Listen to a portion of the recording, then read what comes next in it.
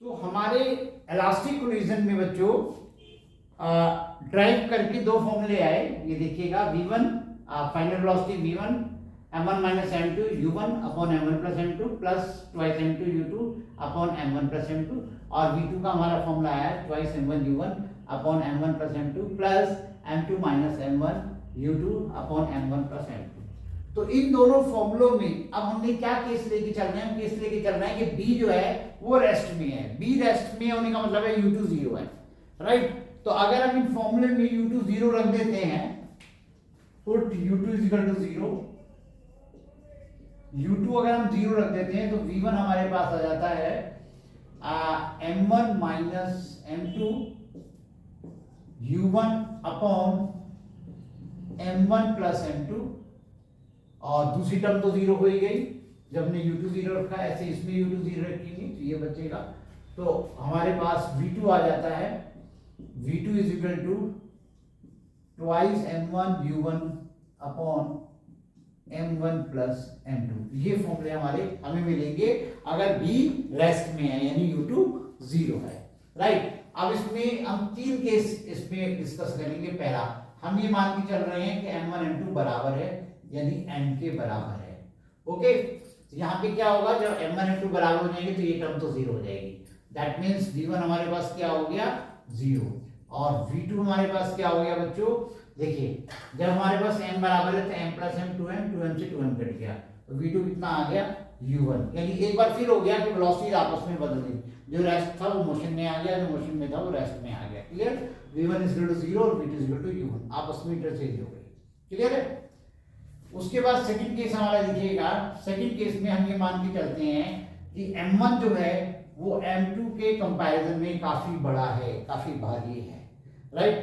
तो अगर ऐसा हम मानेंगे, जब हम ये मान के चल रहे हैं तो m2 को हम 0 ले सकते हैं। तो अगर हम m2 को 0 लेंगे अप्रोक्सीमेट, देखिए यहाँ पे अगर हम m2 को 0 लेते हैं तो जो हमारा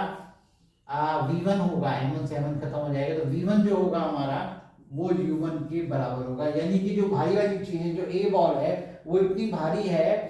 कि वो जा रही है हल्की बी से टकरा के, लेकिन उसकी खुद की वेलोसिटी में कोई फर्क नहीं पड़ा, राइट। बाद में वही है जो पहले थी, ऐसा होता भी है, ठीक है ना। एक भारी से ट्रक को इमेजिन करो, ठीक है ना, वो अपना मूव कर रहा है और किसी साइकिलिस्ट को टक्कर मार देता है तो उसकी खुद की वेलोसिटी में कोई फर्क नहीं पड़ता, राइट। और दूसरी तरफ देखें जरा v2 का क्या होगा, तो v2 यहाँ पे हमारे पास जो v2 आ जाएगा, तो हम इसमें मान के चल रहे हैं कि जो हमारा m2 है बहुत छोटा है, m2 बहुत छोटा है, तो देखिए ये 0 हमने मान लिया, तो ये ट्वाइस m1 अपॉन m1, तो ये डबल ट्वाइस u1। तो यह देखिएगा कि जो यहाँ पर रेस्ट में था, राइट, वो डबल वेलोसिटी के साथ जो है दूर जाकर के गिरा। डबल किसकी, मतलब डबल किसकी, जैसे हम ट्रक की बात कर रहे हैं कि एक ट्रक जा रहा है अपनी स्पीड से, तो यहाँ पे साइकिलिस्ट खड़ा हुआ है और ट्रक वाले ने उस साइकिलिस्ट को टक्कर मार दी, तो ट्रक की वेलोसिटी तो सेम रही, राइट, लेकिन खुद वो साइकिलिस्ट जो रेस्ट में था ट्रक की स्पीड का डबल उछल करके गया, डबल स्पीड से उसकी वो फाइनल वेलोसिटी डबल हो गई। तो प्रैक्टिकली आप ट्रक और साइकिलिस्ट के एग्जांपल से इस बात को आप आसानी से दिमाग में रख सकते हैं, राइट। और तीसरा केस लीजिए, तीसरे केस में हम मान के चलते हैं कि m2 m1 के कंपैरिजन में काफी बड़ा है,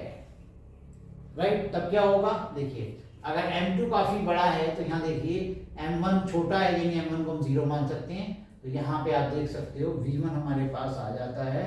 माइनस u1 अप्रोक्सीमेट, है ना, और चूंकि m1 हम 0 मानेंगे, ठीक है ना, तो ये अप्रोक्सीमेट m1 0 हो गया, तो v2 इज इक्वल टू जो है वो हमारा 0 रहा, यानी पहले भी वो रेस्ट में था और अभी भी रेस्ट में है, ठीक है ना। तो इस बात को कैसे समझेंगे कि एक साइकिलिस्ट आ रहा है बड़ी तेजी से और एक खड़े ट्रक में जाके टकरा जाता है,